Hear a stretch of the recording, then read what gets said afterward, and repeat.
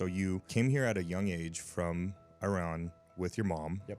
His mom was deported. She had a mental illness. It sounds like you had mentioned that you guys were getting some help from someone within the system with the immigration process. Yep. He ended up screwing you guys over. Yep. You're in a new country with your mom with no dad. Yep. At a young age. Then you develop Crohn's disease. So now you're, really kind of dependent within the medical community here in America. Your mom was then sent back to Iran. And so then you were here really to kind of figure it out, dude. Yeah. Welcome to Loudr, the podcast that amplifies your voice. I'm Sean P., your host, and here we believe in giving everyone a platform to get louder. Whether it's your professional journey or personal stories, we encourage our guests to speak up on topics they couldn't voice before. Join us as we make waves, elevate conversations, and empower you to be heard. Let's get louder together. Today we are diving in with a pretty inspirational guest. Roham endured some pretty amazing life events, and Roham had actually reached out to me. Him and I had met once I moved to Vegas, and you just meet those people, dude, where you're like, hey, you're the homie, And so that's kind of how it was with him and I. So introduce yourself, man. Tell us a little bit about yourself, what you're up to. What's up, guys? My name's Roham Haghani. I was born in Iran, raised in Las Vegas, and I'm a real estate professional full-time. Been in real estate since I was 19. We met like 6-7 months ago, I feel like. I think so, yeah. Somewhere around there. Yeah. But no, you said it right on the head, dude. It was like when we met, you were just one of those guys I could vibe with and could tell like you really liked helping people. You really liked providing value. The reason I actually connected with you was a friend referred me to you. They were like, hey, oh, that's I just right. had a guy close a hard money loan for me in like 3 days. And I had some students reach out to me who were like, hey, we have a deal that's like falling apart. Can you help us and find a hard money lender because we only have like 7 days to fund this deal? And just because that friend had said good things about you and that you were able to get that deal done, I was like, I heard Sean can do it. So I got you guys connected, and it sounded like that deal ended up working out, and that just kind of snowballed our relationships. Mutual friend of ours, we were just talking about Bobby Jackson. He's in my fraternity, funny enough. So when he came and worked for me, with me at my old place of work, one of the first things we talked about after kind of getting to know each other and mentioned like, oh shit, like we know similar people from UNLV and stuff.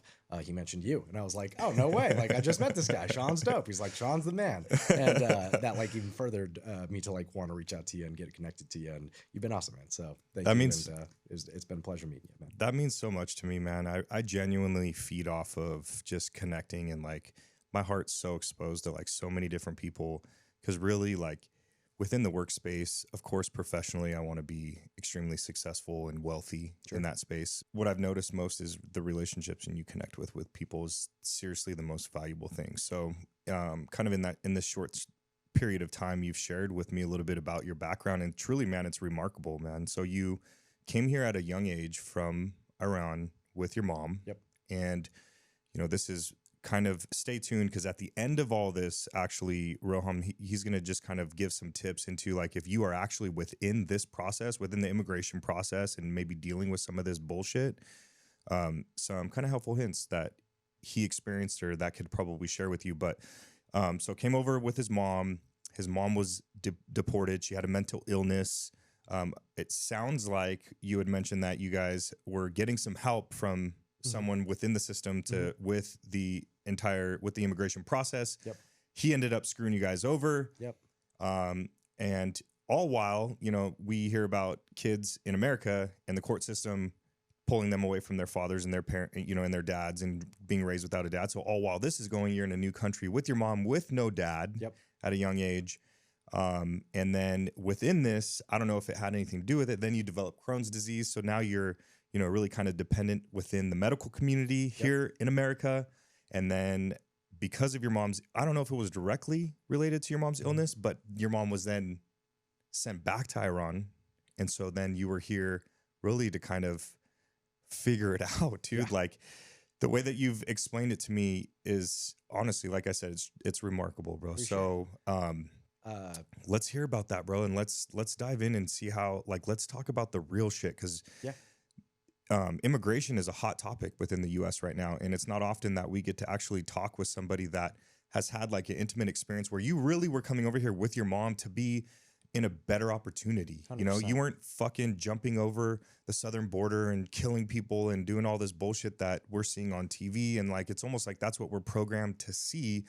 And that's not what it is, man, because our country really was born and built on immigration, 100%. you know, and within a legal process, doing it properly and having good people like yourself come over to this country and contribute to what we have, you know? So I really want to shine the light on that community, bro, not the negative stuff. We'll jump into that because we'll jump into some political shit like that too, Sure. but take it away, bro. Yeah, Let me hear. appreciate it, man. You kind of hit the nail on the head with a lot of that stuff. So just to recap, I came here to the U.S. when I was about like 1.5 with my mom. My mom at the time was pregnant with my unborn sister. So my sister was born here. She's a U.S. citizen. She was born naturalized. And when we moved to the States, my mom and dad separated. So she left my dad. She ended up coming to the States and joined her side of the family. Thankfully, my mom did have a lot of family that already... So why'd she leave your dad? So I'm going to jump in and cut in a lot just because you're going to bring up a bunch of good shit. Good shit, for sure. Why'd she leave your dad? So whenever I asked my mom, basically her reasoning of why she wanted to come to the U.S. and why she wanted to leave my dad was kind of one and the same. She just felt like you said it was going to be a better opportunity for us. And anytime I talked to my mom, she was kind of vague about like what happened with her and my dad. I figure like, you know, some trust issues and stuff like happened that, you know, ended up really kind of separating. But her main thing was just she felt like Iran and my dad were people that were going to like bring her kids, and even like a lot of her side of the family further down, when she felt like America, since a lot of my mom's side was already here, seeing the way they were growing, she was like, I want that opportunity for my kids. Yeah. And so when she applied to come here, she applied under a work visa, and she wanted to get like the best application she could and, you know, make it as easy as possible for us. I was so young that I was able to go under my mom's work visa without having to get my own visa. And my sister was not born yet. Right. My dad, when he applied, because I believe he did apply to come to the States, he was denied just being a male at a certain age. Like he was not allowed to go through the Iran-Turkey exchange thing that they had in the 90s, basically allowing a lot of Iranians to get out of Iran. Right. So my dad wasn't able to go, and funny enough, my mom's brother also was not able to go. Do you know more about that? Because I don't know anything about that. Can you shine a little bit of light? Does it have to do politically, like a little bit politically? Again, like it's hard to know the details and be exact because I was so young for all this stuff. But for the most part, I just know like in the 90s was a period right after like the revolution and stuff had happened. Basically, the U.S. and Turkey had figured out a way for people to be able to go from Iran to Turkey, which is what me and my mom did, and then while in Turkey, applied to come to the States, right? So me and my mom were in like Istanbul, Turkey for like 2 months working on our immigration stuff, and then once our immigration stuff worked out, we were able to go from Turkey to Iran because people weren't allowed to go directly from Iran to the States since the governments had issues. So that was just my understanding of it, and you hit the nail on the head. Mom didn't want dad to come here. Just, she said, negative influence on her life. I think he cheated on her. Wasn't sure of the details, to be honest. But either way, it was like, Mom, you got me in America. I'm like, I'm here. I'm like 9 or 10 years old at this point while I'm asking these questions. I'm like, okay, I live in a pretty cool place. It's nice. You know, there are parks. Like, it's a good area. So, just hearing there's like, a lot of stories, trust at that point, you know. You're really just trusting your mom. Like, I was just obviously, such a mama's boy too. It's like, if we're doing this, like, this is good. 100%. And mom got us here, and essentially when she got us here, my understanding, having like heard the stories back, was she got an immigration attorney in California, because when we first moved here, all of my family's like in LA, and they were all in like this migration to Vegas in the next couple of years. So my family was in LA. My mom and I joined them. Out there, she hired an attorney to help us with our immigration stuff, and then quickly we joined the rest of our family in moving to Vegas. So we're now. Do you have any in idea Vegas. how much that is to hire an immigration attorney like that, or how they're even paid? Because it's not like your mom just was like showed up with some fucking bars of gold and was like, "Hey, For I'll sure, pay you." yeah, exactly. You And know? like the nice thing was my uncle, who was in my family, he already was in the States for a long time. He was he has his own crazy story, but basically, like, he went to high school in Hawaii and was put up for adoption when he was super young. So when he got adopted, raised, all that stuff, he ended up going from Iran to Germany to a few other countries, eventually to the States. And my family reconnected with him, and he was kind of the pillar that like allowed our family to move out here. Cool. He already had some businesses and stuff. Tivoli Village, Vasari, awesome high-end women's fashion store. And my family, a lot of them still worked for my uncle, or starting out like my mom when she first moved here, worked for my uncle, just helping him with the store. So she got to come here, make some money, start paying this attorney. Cool. And when it comes to the attorneys and stuff, it depends on like what kind of needs you have. Is it, hey, we're applying for getting a green card to become citizens, or is it like, hey, we have a deportation case? It's all like going to vary depending on like your situation, because immigration itself, when you apply to become a citizen or apply to get a green card, those have costs, and then the work that comes along with it varies. So it just depends on the attorney how much work goes along with those Got things. it. Okay. So again, these kind of details I know only from a grain of salt with my family telling me how it all worked out, but basically my aunt told me that my mom hired this attorney. This attorney essentially for years was working on our case, and apparently after my mom had left California to Vegas, she just kept paying him thinking he was working on it, and apparently after a few years the dude lost his legal practice. He was no longer even allowed to practice law, and my mom didn't know. She was just none the wiser. She was just paying this guy. He was just still He was taking the sending money. us, like fake updates and stuff from like past clients that he just like edited to make it look like it was our case, and all of a sudden my mom just found out like, oh, How we've been discouraging, man. super. And I'm like 12, so like I didn't understand any of this at the time, but literally how I started to find out was just at that time my mom and I got like a letter in the mail saying you're deported. And I'm like, well, what does that mean? Like, And like we were talking about this before, like your mom probably didn't read that, probably handed it to you and was like, what does this say? What is this? Right? yeah, well, because that's exactly what happened. They were like, what does this say? Because they couldn't even read it. I'm Right. one of the best English speakers in my house at the time. So I'm like reading this thing and I'm like, it says we're deported, but like, I didn't even understand I wasn't a U.S. citizen at the time. So like, it didn't click. I was like, wait, what? Like, how can they kick me out? Like, I'm here. I go to school here. Like, I've been going to school here since I was like 2. Like, what? And eventually, like, my mom and I found out, like, okay, yeah, our attorney, dude's a ghost. He's gone in the wind, just been taking money from my mom for years, apparently. And our case, he hasn't been working on it forever. And so, since immigration hadn't really heard from me or my mom, They just dismissed it. our Or case, they they just dismissed it, and eventually her closed work it. visa expired.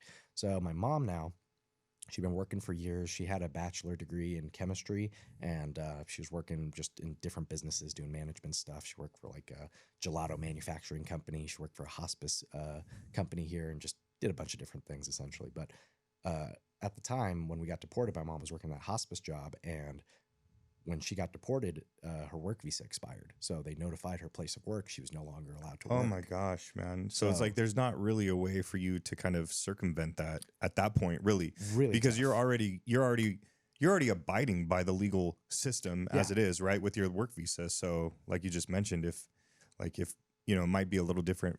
Well, it wouldn't be different for you and I because we work in fields that require, well, they don't require licenses, Sure. but if you do have a license, that would be the easiest way. You know, me going through Exactly. the system with child support and everything with my kids, bro, I found out super quick how fast those motherfuckers will come after that stuff, dude. Oh, yeah. And it scared me. I never thought I would actually really even, because I have my license in California. I've got Sure. like 3 or 4, you know, and I don't even give it any thought Sure. until they're in jeopardy. I'm like, oh my gosh, what could actually really happen Yeah. to, you know, 6 figures? 100%. Could be, you can't do it anymore. And like what was weird for my mom was like, it's not like she can't continue doing this job, right? Like if I was a real estate agent and lost my license, like, all right, I can't be a real estate agent. You could anymore, wholesale. but I'd wholesale. You do I'd a bunch figure- of I other could- There's things a out, bunch right? of other things. My Yeah. mom literally lost her right to work. So Right. it was like, dude, unless she wants to go and like be a person that's getting paid under the table, making like way less money, you know, Well, that's cleaning the someone's thing is house or that- something, like she was not going to be able to really like make the kind of money she was Yeah. with these like corporate jobs she was doing for a long time. Well, that's the thing is that they put it in a position that it's no longer really even up to her to try and like figure out how it can make it work. It's Exactly. like, no, you can't work here. Although we love you, like I literally can lose my entire company 100%. if I I continue. hired you, exactly. Yeah. So my mom's in a really tough spot there. But for me, what was nice was I was in school. Like being deported, if you live within 50 miles of the border, that's when ICE can actually come detain you and remove you from the country. But Vegas Oh, is no far shit. enough from the border Okay, I that didn't know being that. deported essentially was just like a please leave. If I got arrested, then it's like, oh, hey, we're Right. going to take you out. It's You have time a to go. deportation on you. But as long as I didn't get arrested, it's more of a just please leave when you get the chance. And so mom can't work, but I'm going to school just being a kid. Aunt and grandma live with us, so they're still helping out financially, but our 3-income household went to a 2-income household, and mom was just stuck at home. So my mom was super healthy, super fit, like most of my time growing up. Like she was always making us go work out with her, go for walks. She got me into sports when I was young, and just being at home got her super sick, super unmotivated. At first it was just like physical sickness, like she was just having like muscle spasms and stuff, and then it developed more into like the mental disorders and stuff that she went through. But she was just stuck at home. What, if you don't mind sharing, like Mhm. what mental Sorry, I disorders? have to interrupt. Yeah, sure. Your camera came out of focus for some reason. You're good. That's weird. It just never did that. My bad. You're good. Oh, I hate when I have to interrupt because you guys were flowing. You're good. No, it's all good. Cool. Cool. You good? Okay. Are we live? Yep. Cool. So, what mental illnesses did your mom Yeah, have? for sure. So my mom had bipolar schizophrenia once we actually had her diagnosed from some professionals and stuff. Mm-hmm. Obviously, like that really varies for people on how it affects them and what they're kind of going through. Yeah. For my mom, it was a few things. So one, she really just didn't understand, like she had a bit of psychosis, like disconnection from reality kind of thing. Mm-hmm. She thought like when she was living at her home at the time when she was really sick, that like we were being watched at all times, like there were hidden cameras in our house kind of thing, and people Mhm. were like commercializing, almost like the Truman Show that you mentioned earlier. Like she thought she was in the Truman Show, like Mhm. she was Truman, and she was like going up and seeing like bottles or things with labels and cover the labels because she's like, I don't want these guys getting commercial use out of this stuff. And she Yeah. used the bathroom in the dark because she didn't want, you know, people to Wow. be able to take advantage of the cameras and stuff in the bathroom, capturing her naked kind of thing. And So putting you that think all online. this triggered that? Um, Because I mean, it sounds like she may have already had it. it was witnessing it that really made me like see it. It was like, dude, she was just stuck at home every single day for so long. And so like at first it was just like a little depression developed. And then eventually that depression became more of like physical symptoms, and that like she would have like these weird little muscle spasms and stuff. And it just slowly, gradually became this thing. But dude, it was almost like she was just in solitary confinement, you know, like she couldn't work. She was slowly like selling all of her goods and possessions. And like, it was crazy. Like I remember just, being hungry one day and like tell my mom like, hey, can we go get like something to eat? And she's like, yeah, sure. And like on the way to go somewhere, she literally like stopped, went to like a pawn shop, sold like a piece of her gold jewelry. And like my mom was like just so big on her clothes and jewelry, it meant the world to her. And she got cash out and then took me to like a fast food place. And I was like sick to my stomach. Like I couldn't even eat the food, just watching her do that in front of me, because it just meant a lot to her to like be able to Yeah, afford yeah. those things for herself. So like seeing her do that, I was like, I'll never ask my mom for food again. Yeah. And I'm like 12, Jeez. 13. Like it just felt so bad. But she like lost her car eventually because she couldn't keep making the payments or afford gas. So like Mhm. seeing that stuff just slowly taken away from her because Well, of- who registers your car and all that shit when it's in your name before, and then like that's the case? And does it stay in your name? Like, it can you stayed in still my mom's register name, it? yeah, because she You still still had the all do- loan and all that stuff. It's just she couldn't keep up with the payments eventually. So eventually Yeah. she just was like, I can't. Well, it's keep interesting this. that certain things they'll allow Mhm. you to keep doing, because it's like if you can't Sure. re-register your car, then clearly you're going to be driving around with, you know, with expired registration, which Yep. is probably going to lead you to being pulled over. Then it's going to Exactly. lead you to being deported. and you can't make money, so Yeah, you can't even so- hire the lawyer. And so like where's the system? Like they just kind of like it's almost like it's rigged, bro. Like they purposely at least just keep you in it, because as long as your mom is still here Yep. and giving back her possessions and, you know, buying American shit, like she's still feeding the system. It's 100%. fucked up, dude. And that was the hard part, was like she was like totally stuck. And eventually the nice thing was like we were able to get her help, and even like family came to like get her some help and stuff. But when she would like go to a hospital, start talking to somebody, get better, take medications, after she started feeling better after a week or two, she wasn't like court mandated to be at these hospitals. So she would just go and say like, I feel better, I want to go home. Like, why do I need to be here? Mhm. And as soon as she'd leave, stop taking the medication, get Mhm. sick all over again. So it became the cycle. So that's how we at least like finally got the diagnosis, figured out what was wrong, what she needed to be taking. That's got to be a lot of work on your part too, bro, because Oh, when you dude. have someone that's like that, they're unpredictable, you know? 100%. And I mean, you could be at school and get a phone call like your mom, you know, is 8 miles west of wherever because Oh. she forgot where she was and It was she thought she crazy. was on some mission. Yeah, no, it was crazy. Like, two of the main things I forgot with my mom was, one, she was getting never physical with me and my sister. Like, she always just had immense love for me and my sister, even at her sickest. But my aunt, my grandma, the other two people like that raised us basically, she thought like they were in on this psychosis reality that she was having in her head, and that like they were helping these guys set up these hidden cameras in the house or whatever. So she was like getting in like verbal altercations with them, physical altercations with them. And I became like the peacemaker at like 13 years old because mom listened to me, but she wouldn't listen to the other two adults Oh in my the room. God, that's a lot to carry. That was a lot. And then like the thing was, mom was still like a big caretaker for us now more than ever because aunt and grandma had to work more to help financially. Of course, so, like, mom was the one picking me up from school and stuff and like taking me and my friends home. And like we're driving home and like me and my best friends are in the car and my mom is just going off, like ranting in Farsi because we both speak Farsi. Yeah. But like if I was to translate it, like it wouldn't even make sense. She was just literally saying nonsense, just shouting nonsense. And my friends are looking at me like, is she okay? I'm like, dude, this is Tuesday. Like, we're fine, bro. She's like, we're going to get you home in one piece. Like, you are good to go, dog. It's almost better that they didn't know what the fuck she was saying. Oh, you know, 100%, because it's bro, like, yeah, she's singing. Dude, because I'm like You here listening in Farsi and I'm like trying to like make some coherence out of this. And there was just, there was nothing there. I'm just trying to like at least figure out, is there something I can help? And like the sentences just didn't even connect. So what led her to being deported? Excuse me. What led her to being deported? Was like, did it get to a certain point? Sure. Or and then did that medical condition play like a part into her being deported? It did actually. Great question. So basically, so you can be here, but not if you have mental issues. You got to go.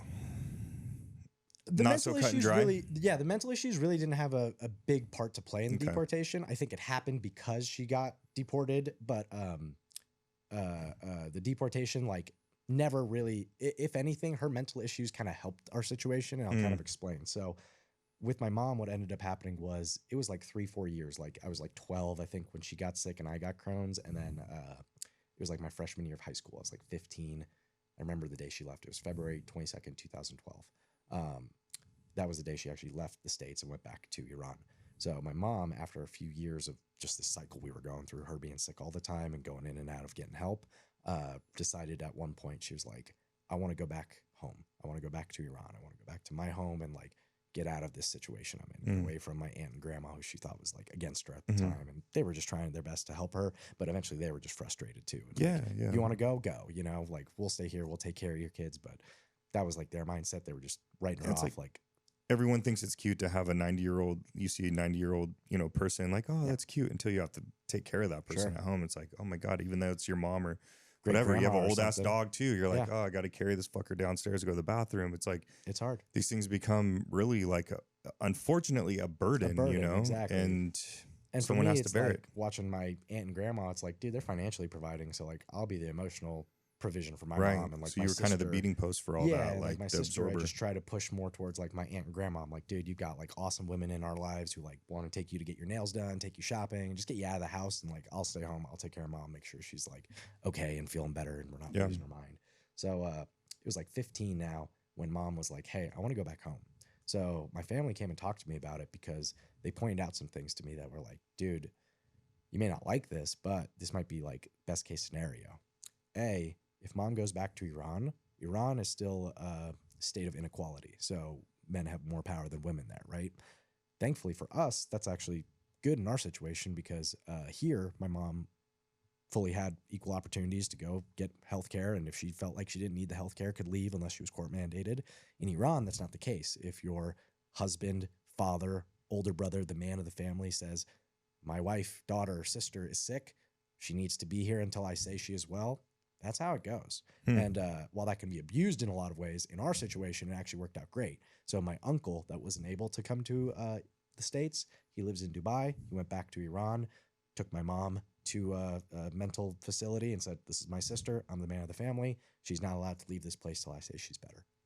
So she was able to get in a really good living situation. We had a lot of family kind of helping her out and stuff. And over a few years of like being in that so she's facility, safe. She was safe and then actually got healthy. So she's gone through a lot of medications and stuff. She's actually at a point now where she's like lowering her medications. And I can say like she's not dealing with like the mental issues at all like she was before.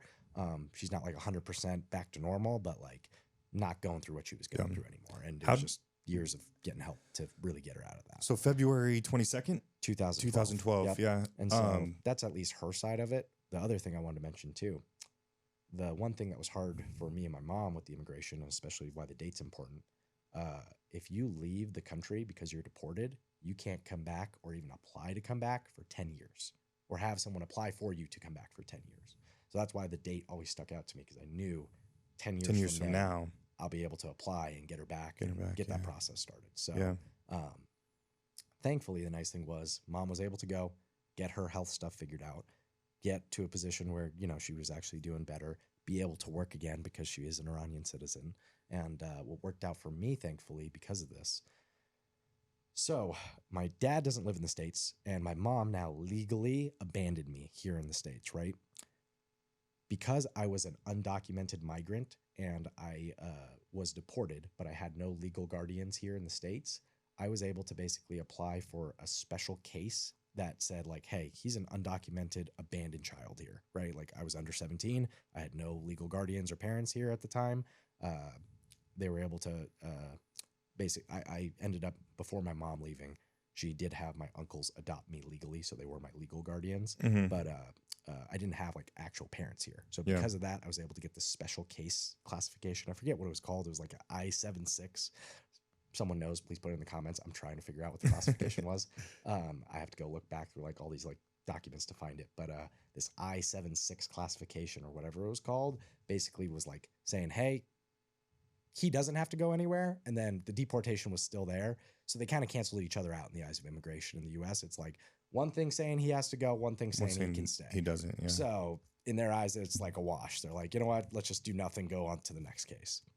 Eventually, with that special case, I was able to apply for a green card through my uncles. They were able to help me with like finding good immigration attorneys and help with the financial aspects of it. And they were able to help get me my green card when I was, I think, 17 or 18. But up until that point, like, my friends in high school had gotten like their bank accounts, their driver's license, were applying for financial aid for college. I found out I wasn't able to even do that stuff. Any of it, yeah. And I was like 18 when I found out. I didn't know. I didn't have a social, right? And so when the day came, I'm like 16 trying to get a driver's license. They're like, oh, you can't get a driver's license. I'm like, why not? They're like, you don't have a social security number. I'm like, why do you need a social security number to get a driver's license? And like, I had to go down this like rabbit hole, and like my parents couldn't explain to me why. So I had to go like research all this stuff and figure out like why I wasn't able to get that stuff. And then eventually that special classification, we were able to get me something called DACA, deferred action. So I was a DACA kid, a dreamer. And that was when I was able to actually get something that said, hey, Roham is a temporary resident of the United States now. Every 2 years, you have to renew this. But that allowed me to finally get my social, to finally get my bank account, to finally get a driver's license. I'm like 17, 18, like in college at this point. I want to touch on that. So I want to touch on the DACA program, but quickly, just kind of, you mentioned that you were really close to your mom when you moved here. So on the 22nd, when she left, do you remember, like, how did that feel, dude? Like, you're literally...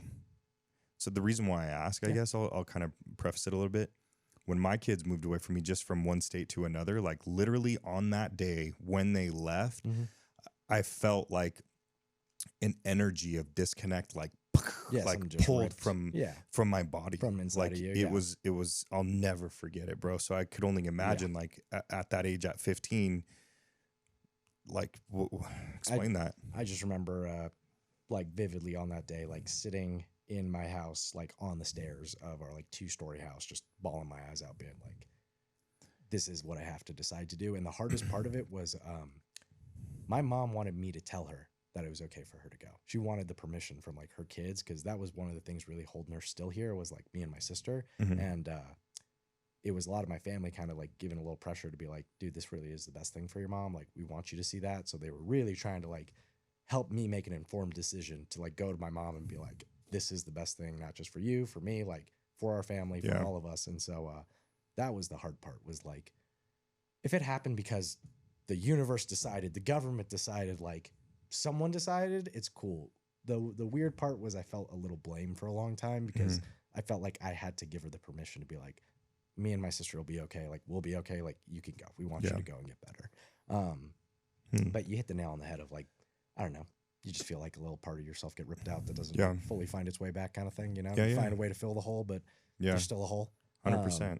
So no scar tissue, man. Just the hole. Weird. So with the DACA program, the extent of that program that I know is because it affected my life in a way that I could no longer write mortgages for like for borrowers in what was a big market for me. So I'm kind of making I'm poking fun at it. It's like, because that was the extent of that program that I knew. It was like, oh shit, I can't make money off this group of people anymore. So and I would imagine there's probably politically a lot of disconnection into understanding that. You know, some people would just be like, oh, Obama created that rule, it's bad. Sure. Fuck that program. Sure. You know? And I'm sure there's layers, because everything that they're doing, like within our government, when they're writing things, there's deep layers. 100%. But at the surface of it, you have a boy from Iran that came over here the way he should have with his mom. Unfortunately, these circumstances happened. Yep. And, you know, what do? We throw this human back to the wolves, like, and just wherever, like, hey, go to the system, wherever that system may be. We could throw him back to Iran. Exactly. But they were like, you know, just send this 12-year-old who barely speaks Farsi back to his home country and let him figure it out. It's like, dude, like, I can't even read or write Farsi. Yeah, well, and we are in a country that's better equipped to probably handle that in a better way. I'm sure there's better success stories of bringing on somebody within our country and 100%. Like growing them up through a system, you know, outside of like Iran doing that, for sure. You know, which I could be wrong, but I think you're right. Yeah, I'm guessing too, but I think you're right. Yeah. So, how did that program expiring, like, how did that affect you? Yeah, like, good question. How does it affect you now? So what was interesting was the timing worked out great for me, thankfully, just because like in high school, Obama became president, and that just became available. And when it became available, my family was just all on top of it for me. So they were able to apply for it as fast as possible. And the funny thing was with it, when I finally got my DACA card, my Dreamer card, that said like, hey, I have 2 years of temporary residency, they messed it up. And on it, when we wrote my birthday as 1997, they had a typo on it, and it said my birthday was 1977. So I'm like 16. You're like this old dude. And they said like the only U.S. legal documentation of me here so said at least I you was could drink 36. at 16. Yeah. So like, dude, like we're finally back at the Social Security office for like the 4th time, being like, I have the card now, right? Yeah. And they're like, you're not 36. I'm like, I got a beard, like Persian. And they're like, baby face, bro. Like, you're not 36. And I'm like, I'm sitting here so mad because I'm like, it's not the Social Security office that messed it up, but I'm like, literally the government is the one that gave me this, messed it up, because I know for a fact we put 97 on my birthday. Right. I know when my birthday is, and they messed it up. And now because they messed it up, I had to apply for a new card to come in. Oh my gosh. And with that new card, finally get my social. I'm like, this is the U.S.'s mistake, and I'm still paying for it. Whatever. Yeah. So finally was able to get my social, and that was just nice because, like, I don't know, when you're in high school and like you're a senior and like all your friends have been driving for like a year or two. I'm going into college, still don't even have my permit. I'm like, yeah, all right, you know, am I ever gonna have my driver's license or my bank account or all that stuff? So like knowing DACA was a thing, it was like, okay, cool. Green card maybe way down the line to actually get that stuff, but like there's a bridge to like hopefully get me there faster. So that was like nice, just gave me hope. And then once I got it, it was like, dude, I know this is temporary. Like I have to reapply every 2 years. It doesn't mean like I'm set, but it was just nice to like have those things available, especially because like I was really you have an identity now. You actually have like a U.S. Legal identity. Yeah, it was like of course you have your own identity, legally but like saying like I am number, you know, blah blah blah blah. This is who I am, and it just said on like, I have everything, permission right? to be here now. Where it's like for a long time being deported, it was like, dude, I felt like my country didn't want me here. You know, yeah. And it's like I loved America. Like growing up, taking history classes, like learning about like how it was formed and all that stuff. I'm like, this place is so cool. And then hearing like I didn't belong or wasn't like supposed to be here from the government, it's just such a weird thought. I'm like planning in my head as a kid. I'm like, do I run away from home and be like living in this tunnels of Summerlin type thing? I'm like just plotting my different courses of life. I'm like, do I go like find my dad and grow up in England? Do I go back to Iran and try to find like long lost family there and figure out like I'm like, do I just hide in my washing machine and so like ICE never finds me? Like these are the thoughts going through my head at 12 years old. I want to get political, man. I think that's an interesting conversation. So I asked you earlier, and you can answer everything like the way that you were earlier, or you could just pass on shit. I don't even care. But like, if you had to lean one way or another, I asked you if you leaned, you know, Republican or Democrat, and then your answer was, well, I can't vote, which led us into a bigger conversation. So would you consider yourself now who you are now? you know, because I would consider you to be like a fabric within like the Vegas real estate community, bro. There's a lot of people that know you. There's a lot of people that you've helped. You know, you have your own success to still venture down as well. Like all that, you know, if I call 5 people, 3 of them are gonna for sure know who Roham is. I right? appreciate that. So, you have your own views now. So what would they be? So no, it's funny. When people ask me who I'm voting for, like the last election, the upcoming one, my go-to answer is I legally cannot vote. So it doesn't matter what my opinion is because it actually does not matter for once. And to be honest, like that's freeing. Like a lot of people look at it. Yeah, yeah. Oh, dude, like it's weird. Like, don't you want the right to vote? It's like, bro, we haven't been able to make the right decisions for like the last 200 years. Like, don't blame me for like my choice in it too. Yeah, so like leave me out of it was kind of my attitude. Yeah. Growing up, I was definitely more Democrat just because of the way like I grew up. My family was very immigrant heavy, and so a lot of democratic beliefs led towards progression for immigration and people who were migrants and stuff. So growing up, like I was very democratic in my beliefs, and eventually getting older, working in our industry, working with other people in our space, it's like, oh, okay, I see the benefits of why like people like the Republican viewpoints of like anti-federalism, less government, less taxes, just less involvement overall from government. Mm-hmm. And I kind of found myself to be a bit of moderate. Like I really appreciate some stuff that both sides do. You know, like I want to see less government involvement in businesses and taxes, but I also want to see more progression for people who are immigrants and opportunities for them to become citizens and provide for the country more. And I just think it's weird because you both want the same thing, you know? Yeah. Well, I think everybody wants the same thing for sure. And so for me personally, like I'm for sure Republican. If I had to pick, like if I write down on what I am, Republican, right? For the longest time, and I think that a lot of people could actually think in the middle if you take a lot of the TV and the controversy out of all of this, 100%. because a lot of what both sides want, is really the same thing. And it almost feels like it's like a teeter-totter, like they just balance it out just to fuck with all of us. Yeah, exactly. Distract us from what's really happening. Yeah. So like now, you know, so the Democratic Party has always been, you know, almost like they've been, what's the word I'm looking for?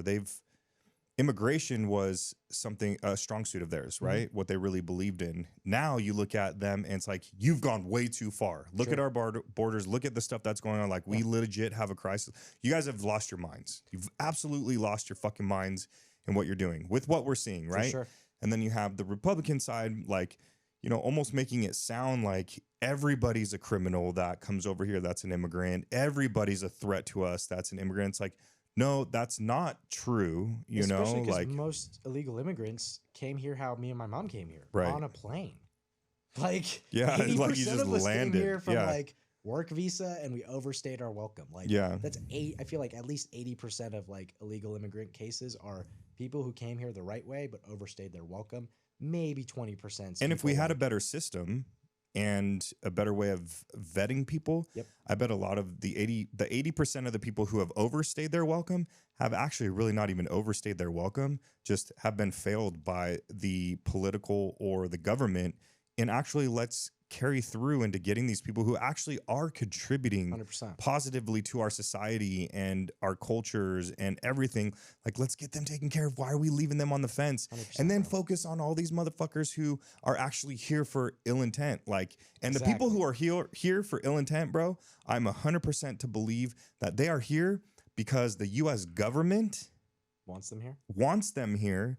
And those are the people who are going to infiltrate us from the inside out, but it's because of the government who is putting them here to pull that action off. It's not because the other countries are like, maybe in some aspects, other countries are like, yeah, let's send our worst off to America. Like, for sure. Like, is that going on? I could imagine. Yeah. But for the most part, America has a strong hand in that. 100%. And you know, it's funny because like when you asked about the political beliefs, I was just talking to a friend about this. They're like, okay, say you could vote, who would you vote for in this upcoming election? That's a question everyone asks as soon as I tell them I can't vote. They're like, well, who would you vote for? And I'm like, okay, if I could vote, people probably wouldn't think about this, but I'd probably vote third party, because what ends up happening is if you have a third party candidate who has 15% of the national majority, right? So 15% of the country. And our third party right now is pretty strong, bro. Dude, Robert F. Kennedy? Yeah, dude. Exactly. If it weren't for his voice, I really try really to think listen he'd to be- him. Yeah. But sometimes I don't know if he needs to clear his throat or if he's really having a difficult He has time. like a medical condition. Yeah, with his so I'm like, voice. I'm trying You're to bear trying. with it. Yeah. And it's funny is like so, he even yeah. talks about it. He's like, dude, I cannot stand the sound of my own voice. Like I didn't used to sound like this, but he's like, I can't listen to recordings of myself. But I'm trying to get over that, dude, because Yeah. I don't want that to hinder what his this guy thoughts actually are, what has he some could do. very good beliefs. 100%. And, you know, he comes from the family that the American government overthrew and assassinated themselves. The American government assassinated Robert F. Kennedy. 100%. Like, Dude, they like, assassinated him. he's like openly and that was saying like, oh, sorry, I didn't mean to No, cut I was you just off. going to say, and that's when the government really went hardcore into controlling us into where we are now. And bro, he they had to take him out. Says like, dude, I am scared of the U.S. government still Yeah. trying to kill me. You know what I mean? And either way, like Robert Kennedy or not, what I liked was if a third party candidate gets 15% of the national majority, they're able to get on the final debate stage with the Republican and the Democratic candidates. So if you can just get someone there to that national debate stage, they're now allowed to be on the ballot. And so like all I want is someone who can be like on the ballot as a third party candidate and get one electoral vote. Yeah. If you get one, you just show it's possible that Yeah. you don't need to be a Democratic or a Republican, you know, candidate to actually be on the ballot, because it is set up that way. But people Yeah, don't dude, recognize that. Yes, And so it's it like, is. dude, the last guy, he was so close. He got there like 12.5%. And I'm like sitting here like, the one time I wish I could vote, I can't vote because this guy's almost there. And I forget his name. I think it was like Gary Johnson or something in the last election, but he almost got to 15. So I'm like, dude, even if Kennedy wins or not, like I would just vote for him so we can see that he gets on the ballot, he gets into the national debate, and we just show people like the system was designed to be able to be changed and fixed, but we're not taking advantage of it. And people are just trying to distract you with a million other things Totally. to avoid you guys from actually like using the system how it's intended, of like there are checks and balances in place. If we use them properly, the government can self-correct. But I think it's going to, we're too good at playing the game, you know? You know, I share that belief with you. I really do. A lot. I wouldn't vote for that third party That's okay. because I feel at this moment, everybody has to go. Our only chance in order to get to where you want to, where we all want to be, right? Where we can actually have a balanced system that like maybe we have an opportunity to vote for a third party, is we have to get Trump back into office, and hopefully he actually does do a lot of the cleaning that he says he's going to do. Sure. Because that's the only thing that I really give a shit about. Like all the this and the that. Like, dude, just stop And with just all the playing other stuff. devil's advocate here, like, I don't know. I think he's going to win anyway. Yeah. I mean, you would think. Just you being would a think, Vegas yeah. betting man, like growing up in Las Vegas, it's like, dude, if I had to put my last $1,000 on who's going to win, I'm probably still putting it on Trump. Well, so you why would wouldn't think, I go yeah. take the extra guys who can like spare their vote and be like, yo, bro, check out Yeah. this 15% thing. We might be able to, you know, help. Yeah, help for the sure. future, I but- hope to see the day, bro, and I share that with you, that we can actually have a legit, for real, balanced system. That'd be awesome. I wonder how, if that day does come, I wonder how freeing that will be for all of us to actually realize what system we've been in for so long Sure. that we don't even know. You know, we're so programmed from both sides. Dude, 100%. From And- the government, red, blue, whatever. And I think like something you realize too is like there's a lot of stuff that's like in place behind the scenes that people think is like designed to protect people. Like for example, with the stuff you went through with like child custody Oh, and stuff. God, Dude, yeah. Like when my mom was sick, like I remember CPS coming and visiting us and being like, "Tell us about your situation here." Like my mom's like super sick upstairs, and like I knew in my head, just being the kid that I was, having to go through all the stuff that I went through, like how I handled that interview was super important. While Yeah. they were there to protect me as the government and stuff, it's like, dude, like I'm in a great home situation, even though all that stuff was happening. Like my mom, my family, all provided. Like I grew up in Summerlin, one of the nicest like communities ever. And I just knew like if I said the wrong things at that talk, like this government entity that's here to protect children and help protect you, children yeah. could actually end up hurting our lives and like hurting my family, hurting me by taking us all away from each other if I just said the wrong things. And I'm 12 Yeah. years old. Like I could have Man, said the that's wrong things so easily. so much responsibility for you to have, bro. I could have said the wrong things so easily. Like I was just so aware of like, I watched a lot of Law and Order SVU. Like I know I got to talk to this lady and make her know I'm okay. Objection. Yeah. Like, dude, I knew I just was like so on that. And for you going through your stuff, it's like child custody. It's probably pretty important to make sure like kids end up with like the better parent. Yeah. financially, responsibly, whatever 100%, reason. dude. But like, does that end up actually always happening? No, like the system is flawed in a lot of ways. And so those things that are Yeah. meant to protect us, it's like, dude, having Crohn's disease, for example, because my mom didn't have her worker's permit, my health insurance was under my mom. When she lost her ability to work, she lost her health insurance, which meant my I God. lost my health insurance. So Yeah. her going through her mental stuff and me going through my Crohn's stuff, we had to do all that while dealing with the immigration stuff while having no insurance. Again, I'm the only one who speaks English in this household, like the Damn. best. So every time like hospital credit collectors are calling, they're talking to Roham. And eventually, like, I learned how to like talk to a hospital and talk them down on our like whatever crazy hospital bill. And Yeah. like, dude, We're not paying that. we're not paying that. Like, I have two options for you. Like, I'm the negotiator now, like Yeah. talking to the hospital collector. I'm like, I can either pay you $50 a month for the rest of my life, or I'll pay you like 5% of what that total hospital bill was. Yeah. Take it or leave it. What do Yeah. you want? And they're like, you know what? We'll take $50 a month for the rest of your life. And I'm like, all right, cool. I'm gonna call Yeah. you every month for the next 3 months and ask you if I pay you $500, will you leave us alone? And like, I had to learn that stuff just by doing it because they kept bugging us, and I didn't want my family's credit to get messed up, my credit to get messed up. And it's like, oh, dude, you have to like go through that stuff and learn it. And now I have friends who are like, dude, I just had a kid. We took him to the wrong hospital. It wasn't in network. I have $100,000 like insurance or medical You're bill. all, bro, got I'm that. like, Give me the info. get me on the dude. phone, bro. Like, Yeah. I'll tell you exactly what to do. Like, I went through this when I was 12. They're like, Yeah. what? You know? So I think like all that stuff's so weird where it's like you're supposed to have these things like the government to help protect you when you're in a child custody case. And like Yeah. they should clearly see like who's making more money, who's obviously like trying to be a little bit more mentally stable. Like you probably have easy ways to show that. And they're still like so against you. And I had another friend who went through the similar stuff.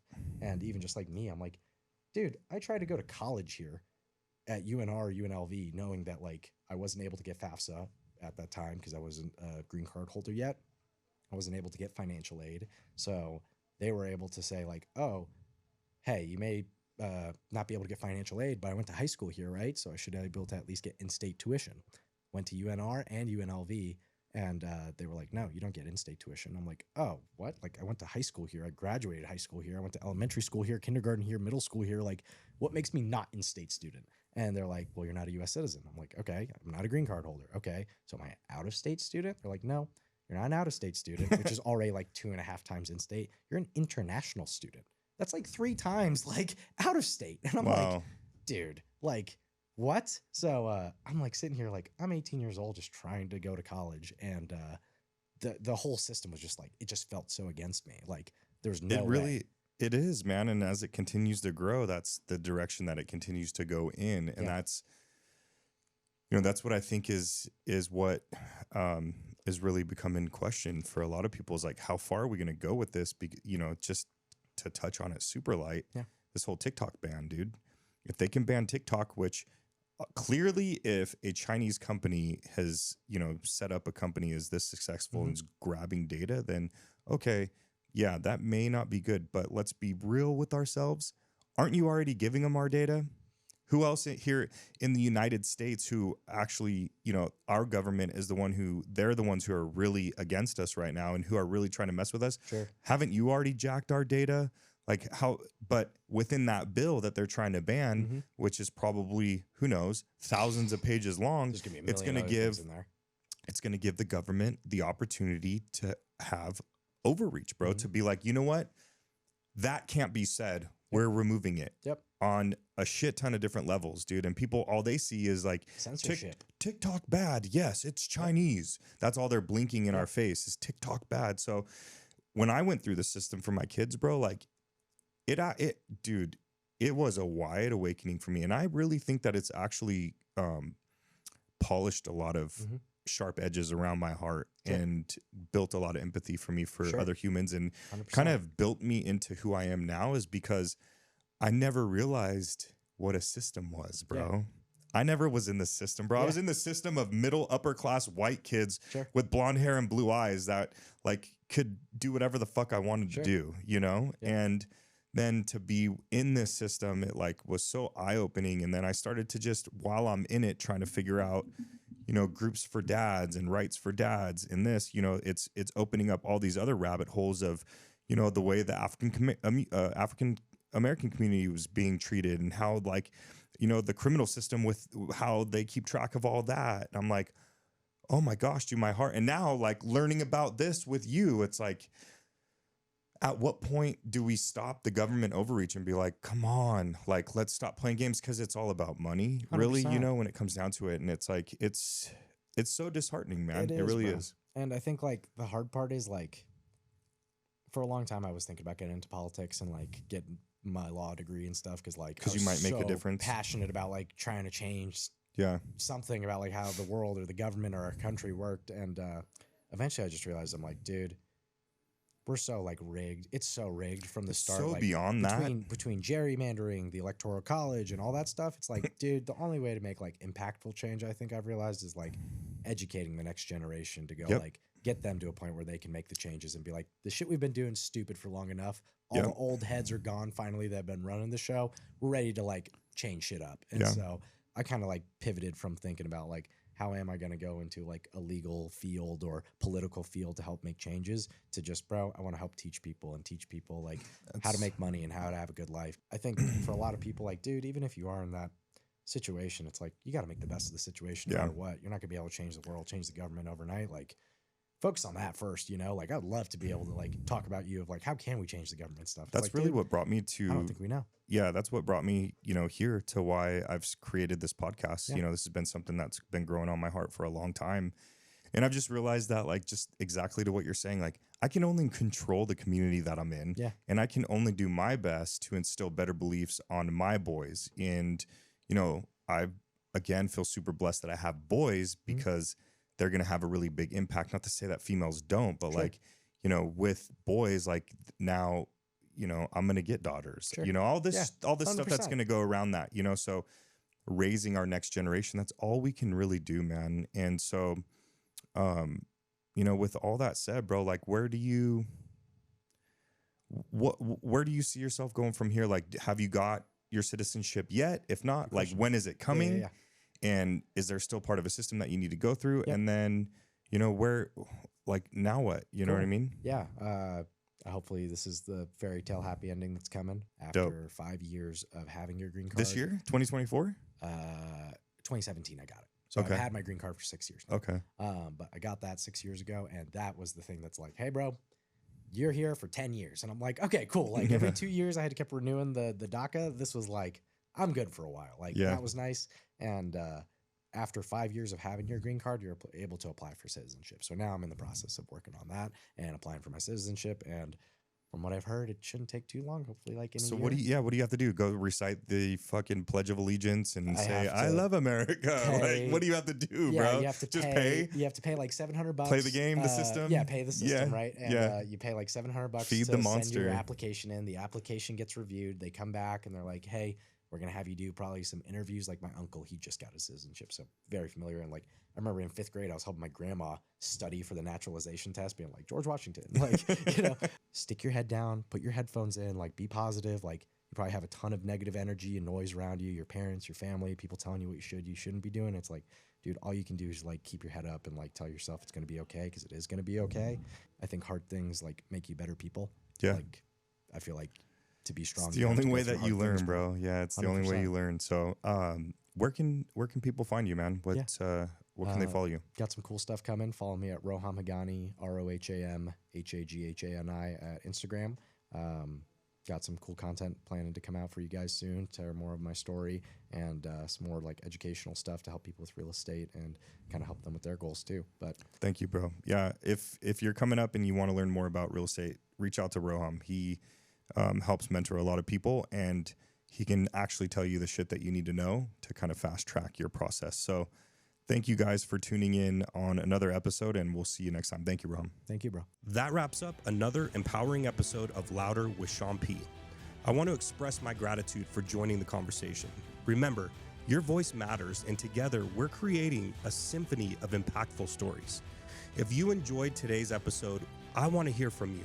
Please subscribe, share, leave a review, and let's continue making some noise. Until next time, stay empowered and stay loud.